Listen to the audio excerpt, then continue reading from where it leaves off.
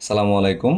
আহ, আজকে যে বিষয়টা নিয়ে কথা বলবো সেটা হচ্ছে ড্রোন থেকে আপনাদের আরসি কন্ট্রোলার ডিসকানেক্ট হয়ে যাওয়ার ব্যাপারটা।